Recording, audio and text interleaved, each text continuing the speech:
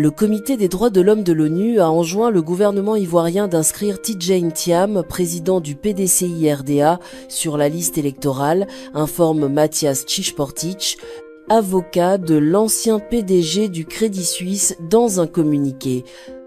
À l'issue de l'analyse de notre requête et après avoir examiné les arguments présentés par la Côte d'Ivoire, le Comité des droits de l'homme des Nations Unies nous informe aujourd'hui avoir invité l'État à prendre toutes les mesures nécessaires pour garantir que Chik Tidjane Thiam pourra exercer ses droits politiques en vertu de l'article 25 du pacte, indique Maître Chichportich dans son communiqué.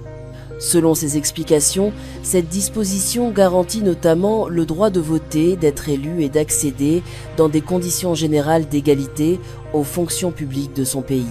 Tidjane Thiam, candidat déclaré à la présidentielle d'octobre 2025, a été exclu des listes électorales ivoiriennes à la suite d'une décision de justice rendue par la présidente du tribunal de première instance d'Abidjan dans le cadre du contentieux lié à la liste électorale. Dans son jugement, la magistrate a estimé que le président du PDCI-RDA avait perdu sa nationalité ivoirienne au moment de son inscription sur le fichier électoral en 2022. Les dirigeants de la Côte d'Ivoire sont désormais face à leurs responsabilités. Il y va de leur crédibilité dans le concert des nations. Cette décision, contestée par Thiam, qu'il juge injuste et illégale, remet en question son éligibilité pour l'élection présidentielle prévue en octobre 2025.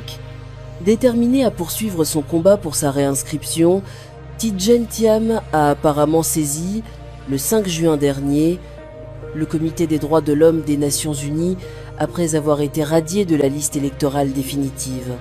Commentant la décision du comité rendue ce mardi 28 juillet, son avocat précise qu'elle enjoint la Côte d'Ivoire de permettre à Tidjane Thiam de concourir à l'élection présidentielle de 2025. Cette décision d'un organe indépendant de la plus haute instance internationale en charge du respect des droits de l'homme est sans appel. Les dirigeants de la Côte d'Ivoire sont désormais face à leurs responsabilités. Il y va de leur crédibilité dans le concert des nations, conclut Maître Chichportich dans son communiqué.